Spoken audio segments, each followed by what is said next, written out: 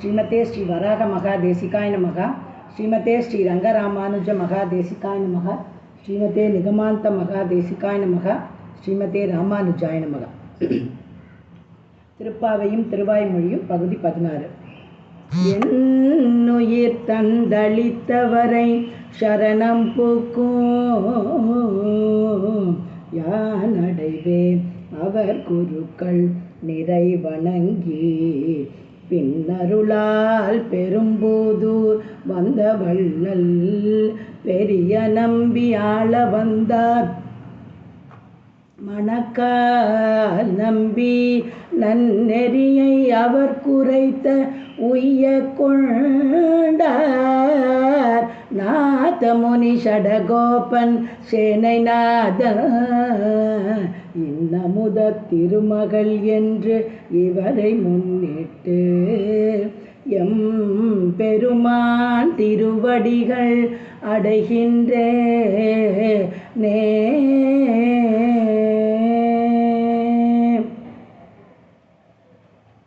கீழ்ப்பாசுரத்தோட எல்லா பெண்களையும் எழுப்பியாச்சு. 10 தோழிகளையும் எழுப்பி 5 லட்சம் பெண்களையும் சேர்த்துண்டா ஆண்டாள் நாச்சியார்.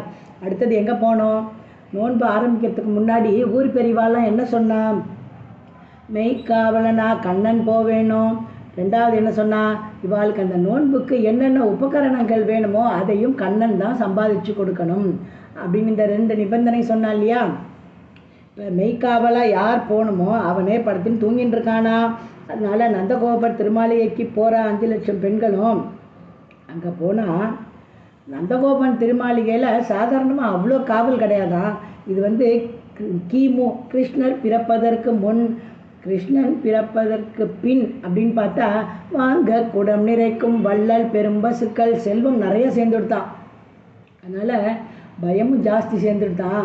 எல்லாத்தையும் விட பெரிய செல்வமாக விலை மதிக்க முடியாத ரத்னமாக கண்ணன் இருக்கானே, அவனுக்கு எங்கே பார்த்தாலும் ஒரே ஆபத்தாக இருக்குது. ஆயர்பாடியில் உள்ளுக்குள்ளே வர புல் பூண்டுகள்லாம் அசுரனாக வருதான். அதனால் ரொம்ப கட்டுக்காவல் ஜாஸ்தியாக இருக்கான். வாசல் காப்பான் கோயில் காப்பான்னு 2 பேர் காவல் காக்கிறாளாம் நந்தகோபனுடைய திருமாளிகையை. அதனால் என்ன பண்ணுறாளாம் இந்த பெண்கள்லாம்? செய்யாதன செய்யோம் அப்படின்னு ஏற்கனவே சொல்லியிருக்கா இல்லையா? அதனால் பெரியவாள்லாம் என்ன சொல்லுவா? நேரடியாக போய் பகவானை சேரக்கூடாது. அடியார்களை பாகவதர்களை முன்னிட்டு கொண்டே ததியர்களை முன்னிட்டு தான் பெருமாள்கிட்ட போகணும்னு சொல்லுவா இல்லையா? அதனால அந்த வாயிற் காப்பான போய் முதல்ல பிரார்த்தனை பண்ணுறா.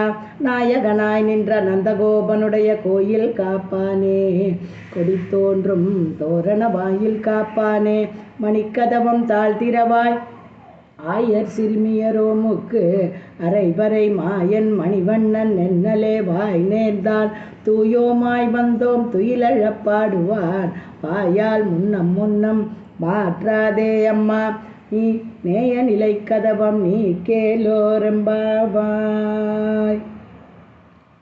முதல்ல என்ன சொல்ற? நாயகனாய் நின்ற நந்தகோபனுடைய கண்ணனை அப்படியே ரத்னம் மாதிரி வச்சு பாதுகாத்துட்டு இருக்காரே நந்தகோபர், அவர் எங்களுக்கு தலைவன். அவருடைய ஆத்தை காவல் காக்கின்றாயே கோயில் காப்பானே அப்படின்னு சொல்றா. நாயகனாய் நின்ற நந்தகோபனுடைய கோவில் காப்பானே, நீதானப்பா எங்களுக்கு தலைவன். நாயகனாய் நின்ற நந்தகோபனுடைய கோயில் காப்பானே. கதவை திறந்து விடணும்ப்பா, நாங்கள் கிருஷ்ணனை பார்க்கறதுக்காக வந்திருக்கோம், கதவை திறந்து விடணும் அப்படின்னு சொன்னோடனே நாயகன் என்ன சொன்னேலா தலைவன் என்ன சொன்னேலா அப்படின்னு அவன் உருகி என்ன பண்ணானா? கண்ணாலேயே வழிவிட்டானா 5 லட்சம் பேருக்கும். அடுத்தது உள்வாசலுக்கு போகிறாளாம். அங்கே இருக்கிறவன் கொஞ்சம் ரொம்ப ஸ்ட்ரிக்டாக இருக்கானாம். கொடி தோன்றும் தோரண வாயில் காப்பானே, யார் நீங்கள்? உங்களுக்கெல்லாம் என்ன வேணும்? இன்னும் விடியவே இல்லையே, ஒரே இருட்டாக இருக்கே, எங்கே வந்தேல் எல்லாரும் அப்படின்னு கேட்குறாளாம். நாங்கள்லாம் யார் தெரியுமா? ஆயர் சிறுமியரோமுக்கு அரைபறை மாயன் மணிவண்ணன் நென்னலே வாய் நேர்ந்தான் தூயோமாய் வந்தோம் துயிலழப்பாடுவான். அம்மா இங்கே யாரையும் நான் நம்புறதா இல்லை. அதனால் நீங்கள் பெண்கள்னு சொல்கிறேன், சூர்பனகை கூட பெண் தாம்மா அப்படின்னு சொல்கிறானா அந்த உள்வாசல் காப்பான். உடனே ஆண்டாள் நாச்சியார் சொல்கிறாளா, அப்பா சூர்பனகை மாதிரி நாங்கள்லாம் பெரிய பெண்கள் இல்லைம்மா, சிறுமியர்கள், அதுவும் இடைச்சிறுமிகள் அப்படின்னோடனே திருப்பி அவன் விடுறதா இல்லையா? இந்த பூத்தனான்னு ஒருத்தி வந்தாலே அவள் கூட இடைச்சியாக தான் ஒரு தாயாக தான் வேஷம் போட்டுட்டு ஆயர்பாடிக்கு வந்தாம்மா. அதனால் உங்களை நம்புறதா இல்லை, என்ன வேணும் உங்களுக்கு, என்ன காரியத்துக்காக இந்த நேரத்துக்கு வந்திருக்கேன்னு சொல்லுங்கோ அப்படின்னு உடனே இவன் சொல்கிறாளாம், நாங்களாக வரல, அவன் தான் சொன்னான். என்ன சொன்னான்? மாயன் மணிவண்ணன் நென்னலே வாய் நேர்ந்தான், நோன்புக்கு வேண்டிய பறை வாத்தியத்தை தரேன் அப்படின்னு அவன் தான் நேற்றுக்கு சொன்னான் எங்கள்கிட்ட. அவன் சொல்லி தான்ப்பா நாங்கள் வந்திருக்கோம். அதனால் நீ என்ன பண்ணணும்னு தெரியுமா? நீங்கள் எப்படி வந்திருக்கேள் அதை முதல்ல சொல்லுங்க அப்படின்னு நடுவில் குறுக்க பேசுகிறானா. இவன் சொல்கிறாளாம், தூயோமாய் வந்தோம், அவன்கிட்ட எதையும் எதிர்பார்க்காம வந்தோம், உள்ளே போய் என்ன பண்ண போறேன் அப்படின்னு கேட்குறான். பறை தானே வேணும்னு கேட்டேன், நீங்கள் ஆட்டம் இங்கே இருங்கோ, விடியட்டும், நான் கண்ணனை கேட்டு அவர் என்ன சொல்கிறாரோ அந்த பதிலை உங்கள்கிட்ட சொல்கிறேன், அது வரைக்கும் இப்படி உட்காருங்க ஓரமான்ட்டானா. இல்லைப்பா, கண்ணன் எழுந்த உடனே நீ கேட்க வேண்டாம், நாங்கள் என்ன பண்ணணும்னு தெரியுமோ, நீ உள்ளே விட்ட உடனே போய் அவன் பள்ளிகை கட்டிலுக்கு பக்கத்தில் போய் நின்றுப்போம். எம்பெருமான் எப்போ துயில் ஏறானோ அப்போ அவனுக்கு திருப்பள்ளி எழுச்சி பாடப்போகிறோம். தூயோமாய் வந்தோம் துயிலழ பாடுவான். வேற ஒன்றையும் நாங்கள் எதிர்பார்த்து வரவில்லை ஐயா, அவன் சொல்லி தான் வந்திருக்கோம். அந்த பறையை வாங்கிறதுக்கு விடிய காலம் வரைக்கும் எங்களுக்கு காத்திருக்க வேண்டாம், நீ தயவு பண்ணி எங்களை உள்ளே விடணும் தெரியுமோ.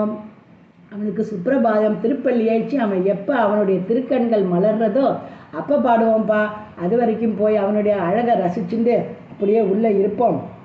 அதனால் நீ தயவு செய்து எங்களுக்காக கதவை திறக்க வேணும் அப்படின்னு பிரார்த்திக்கிறானாம்.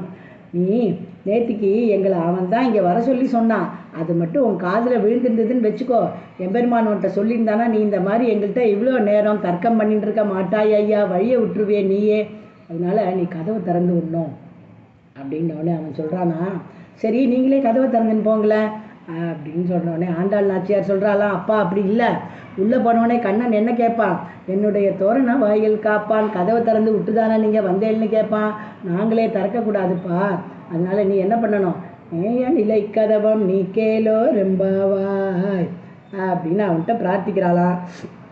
இது திருப்பாவை பாசுர அனுபவம். திருவாய்மொழியில் சுவாமி நம்மாழ்வார் என்ன சாதிக்கிறார், நாயகனாய் நின்ற நந்தகோபனுடைய கோவில் காப்பானே. யார் நாயகன் தெரியுமோ, காக்கும் இயல்பினன் கண்ணபெருமான் சேர்க்கை செய்து முந்தியுள்ளே வாய்த்த திசைமுகன் இந்திரன் வானவர் ஆக்கினான், தெய்வ உலகுகளே காக்கும் இயல்பினன் கண்ணபெருமான்.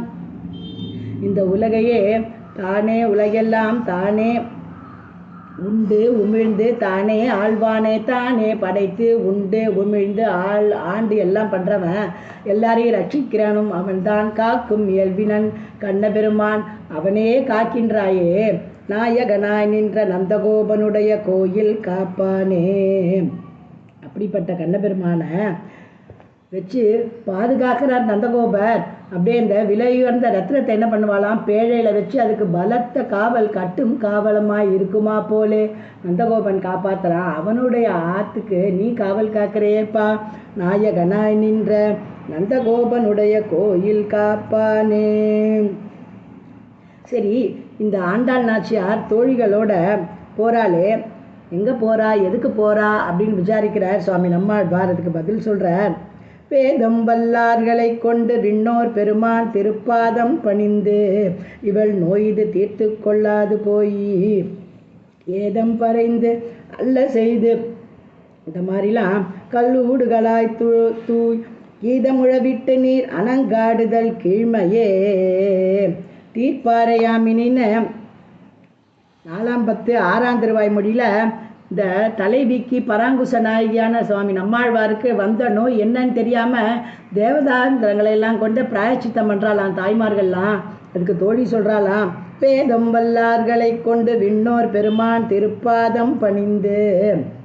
வேதம் வல்லார்னா யாராம், எம்பெருமான்கிட்ட கொண்டு போய் நம்மளை யார் சேர்க்கிறாளோ பாகவதர்கள் அடியார்கள். இந்த சம்சார விருட்சத்தை வெற்றத்துக்கான உபாயத்தை காமிக்கிறவா யாரோ, எம்பெருமான் கிட்ட கொண்டு போய் சேர்க்கிறவா யாரோ, ஆச்சாரிய சம்பந்தத்தை உண்டு பண்ணுறவா யாரோ, அடியார்கள் யாரோ, பாகவதர்கள் யாரோ, வேதம் வல்லார்களை கொண்டு விண்ணோர் பெருமான் திருப்பாதம் பணிந்து.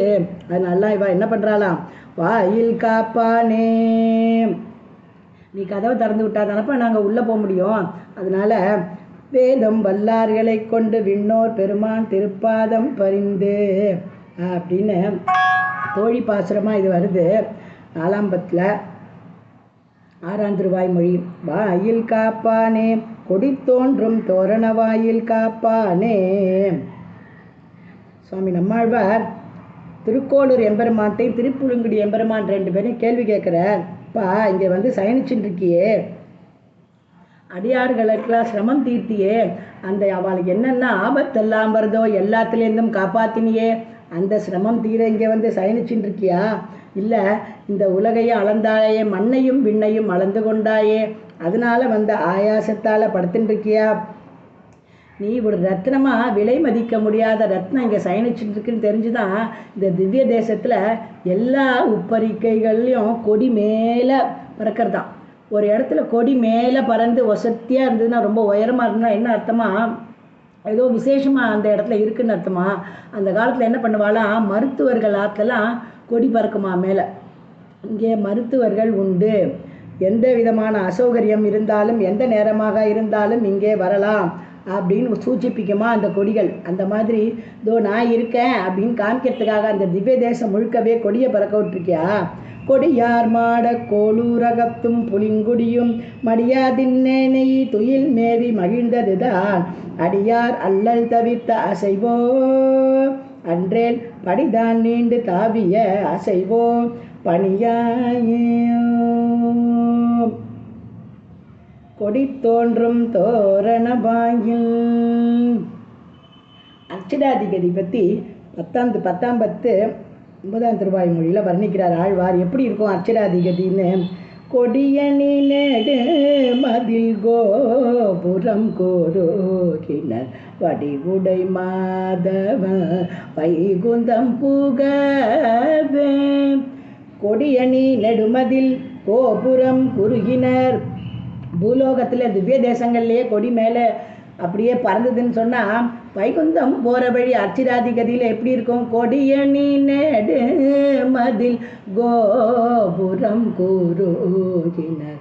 ஆமாம், வைகுந்தம் போகிறவாள்லாம் பின்னர் திசைக்கு பிணை கொடுக்கிலும் போக ஒட்டாரே அப்படின்னு சொல்லுவாளே. சுவாமி நம்மாழ்வாருக்கு மட்டும் எப்படி இதெல்லாம் தெரிஞ்சுட்டு பாடினார் அப்படின்னா, இதை 2 விதமாக ரசமாக அனுபவிப்பா பெரியவாளாம். ஒன்று, அர்ச்சிராதிகதியை எம்பெருமான் மானசீகமாக அவருக்கு காட்ட அதை பாடினார், சூழ்விசும் பணி மிகில் திருவாய்மொழியில் அப்படின்னு சாதிப்பார். இன்னொன்று, பெரிய பரகால சுவாமின்னு வியாக்கியானம் பண்ணுவாராம். திருப்புலி ஆழ்வாரில் அமர்ந்திருந்த சுவாமி நம்மாழ்வார் அங்கேருந்து கிளம்புறாராம் வைகுண்டத்துக்கு. அர்ச்சிராதி கதியில் ஒரு திருவடியும் திருப்புலி ஆழ்வாருடைய கீழே ஒரு திருவடியும் வச்சுருக்கார். அந்த இன்னொரு திருவடியை அர்ச்சிராதி கதியில் சுவாமி நம்மாழ்வார் வச்ச உடனே அவருக்கு சகலமும் சாட்சாத்காரமாச்சான். அர்ச்சிராதி கதியில் எல்லாம் தெரிஞ்சுதான். அதனால தான் பாடினாராம். கொடியணி நேடு மதில் கோபுரம் கூறுகினர். எப்படி இருந்துதான் வைகுண்ட வாசல், அப்படியே கொடி பறந்துதான். கொடியணி நெடுமதில் கோபுரம் குறுகினர் கொடி தோன்றும் தோரண வாயில். சரி, அடுத்தது மணிக்கதவம். மணிக்கதவம் அப்படின்னு ஒரு பதத்தை எடுத்துக்கிறார். வராங்குச நாயகியா சுவாமி நம்மாழ்வார் கிளியை தூது விட்றாராம். எங்கே தெரியுமா போகணும் நீ கிளியே? ஒரு வண்ணம் சென்று புக்கு எனக்கு ஒன்று உரை ஒன் கிளியே. கிளியே, நீ எனக்கு ஒரே ஒரு ஒத்தாசை பண்ணணும். நீ என்ன பண்ணணும் தெரியுமோ? எம்பெருமான் இருக்கிற திவ்ய தேசத்துக்கு போய் இங்கே போனால் உனக்கு எங்கே பார்த்தாலும் அவனுடைய பெருமையை அறிவிக்கிற மாதிரியே இருக்கும் எல்லா இடமுமே உனக்கு. அதை பார்த்து மயங்கிடாத. மணிக்கதவம் ஏதாவது ஒரு வழி பண்ணி நீ எப்படியாவது உள்ள போயணும். ஒரு வண்ணம் சென்று புக்கு எனக்கு ஒன்று உரை ஒன் கிளியே. ஒரு வண்ணம் சென்று புக்கு 6ஆம் பத்து 1ஆம் திருவாய்மொழியில் சொல்கிறார். எப்படியாவது நீ உள்ளே போயிடணும் கிளியே. நீ எப்படியாவது உள்ளே போய் எம்பெருமான்கிட்ட போய் எப்போ அந்த கதவு திறந்திருக்கோ சாத்திருக்கோ எனக்கு அதெல்லாம் தெரியாது. ஏன்னா எம்பெருமானுடைய சம்மந்தப்பட்டது எல்லாமே உனக்கு அழகாக தோணும். அங்கங்கே நின்றுடாத, உள்ளே எப்படியாவது உள்ளே போயிடணும் நீ. மணிக்கதவம் கதவு கூட இருக்கலாம். உள்ளே போய் என்ன பண்ண தெரியுமோ? என் நிலைமை என்னன்னு அவன்கிட்ட போய் தெரிவித்து அவனுடைய செய்தியையும் எனக்கு வாங்கிட்டு வரணும். அடுத்தது மாயன் மணிவண்ணன் நென்னலே வாய் நேர்ந்தான். மாயன் மணிவண்ணன் நென்னலே வாய் நேர்ந்தான். மாயன் மணிவண்ணன், மாயன்னா என்ன தெரியுமோ? ஆச்சரியமான காரியங்களை பண்ணுறவன். ஆச்சரியமான காரியங்களை பண்ணுறவன் தான். அதில் எல்லாத்தையும் விட ஆச்சரியம் என்ன தெரியுமோ? பெண்களிடம் தன்னை தாழ விட்டுண்டு பழகிறவன் தெரியுமோ? மணிவண்ணன் முந்தானையில் முடிந்து ஆளலாம்படி இருக்கிறவன். மாயன் மாயத்தால் முழுதும் வல்வினை ஏனை ஈர்க்கின்ற குணங்களை உடையாய் அப்படின்னு ஆழ்வார் கொண்டாடுறார். மாயத்தால் உன்னுடைய ஆச்சரியமான சேஷ்டித்தங்களால், லீலைகள்னால, காரியங்கள்னால என்ன பண்ற? வல்வினையேனை ஈர்க்கின்ற குணங்களை உடையாய். அடியேனே அப்படியே ஈர்த்துடுறப்பா. ஏன்னா நீ மாயனா மட்டும் இல்லை, மணிவண்ணனாவும் இருக்காயே. எங்கள் தோள் மேலே கை போட்டுண்டு பழகிறேப்பா அப்படின்னு ஆண்டாள் நாச்சியார் சொல்கிற மாதிரி ஆழ்வாரும் சாதிக்கிறாருங்க. மாயனா இருந்தாலும் அடியார்களுடைய தோளிலே கை போட்டுண்டு அவ்வளோ சுலபனாக இருக்கியே. மணிதான், நல்ல ரத்னந்தான். ஆனால் நாங்கள் முந்தானையில் முடிந்த ஆளலாம்படியான சுலபத்துவமும் இருக்கே, சௌலபியனாக இருக்காயே மாயன் மணிவண்ணன். அதனால இந்த மண்ணை இருந்து துழாவி அப்படின்ற திருவாய்மொழியில் எம்பெருமானோட சம்பந்தப்பட்ட அத்தனை வஸ்துக்களையும் அவனுடைய சம்பந்தத்தை வச்சு தலைவியாகிய பராங்குச நாயகி அப்படியே அழுது அழுது அழுது அழுது அப்படியே பொறுமறாளாம்.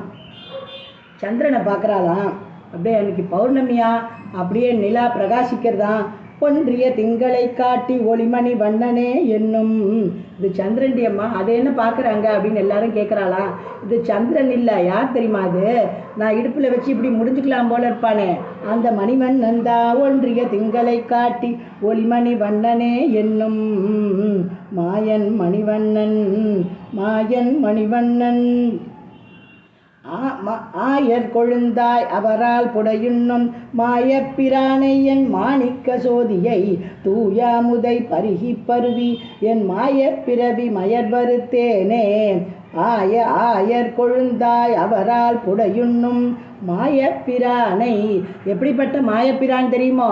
ஆழ்வார் சாதிக்கிறார். ஆச்சரியமான செயலையெல்லாம் செய்கிறவன் தான், சேஷ்டிதங்கள் எல்லாம் பண்ணுறவன் தான், பராத்பரன் தான், அகடித கடனா சாமர்த்தியம் உடையவன், சம்பந்தம் இல்லாத வஸ்துக்களெல்லாம் சம்பந்தப்படுத்தி காரியங்களை சாதிக்கிறவன் தான். இப்படிப்பட்டவன் ஆயர் கொழுந்தாய் அவரால் புடையுண்ணும் மாயம். ஆச்சரியத்திலையும் ஆச்சரியம் இந்த எய்மைதான். ஆயர் கொழுந்தாய் அவரால் புடையுண்ணும் என் மாணிக்க சோதியை அப்படின்னு கொண்டாட. மாயன் மணிவண்ணன் நென்னலே வாய் நேர்ந்தான். தூயோமாய் வந்தோம், தூயோமாய் வந்தோம்.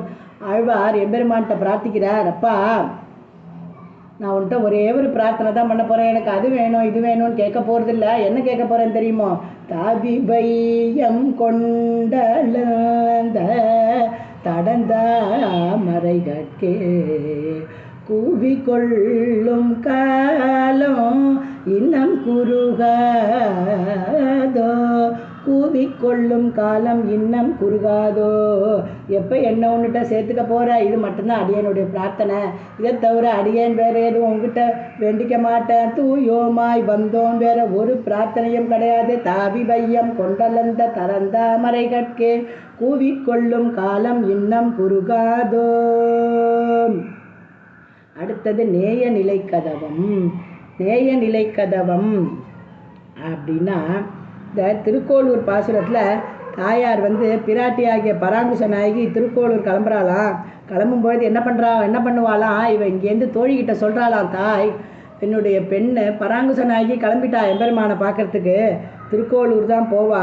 போகும்போது என்ன தெரியுமா, நானும் எவ்வளவோ அவளுக்கு விளையாடுறதுக்கு கொடுத்தேன். அவள் வயசுக்கு அவளுடைய பருவத்துக்கு என்னென்ன விளையாடணுமோ எல்லாம் கொடுத்தேன். எதையும் அவள் தொடலை.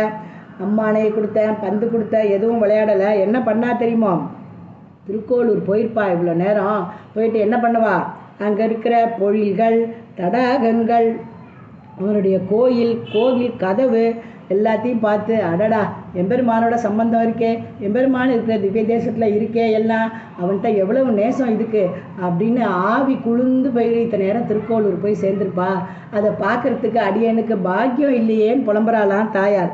மேவி நைந்து நைந்து விளையாடலுறாள் என் சிறு தேவி போயினி தன் திருமால் திருக்கோளூரில் பூவியல் பொழிலும் தடமும் அவன் கோவிலும் கண்டு ஆவி உள் குளிர எங்கனே உகக்குங்கொல் இன்றே.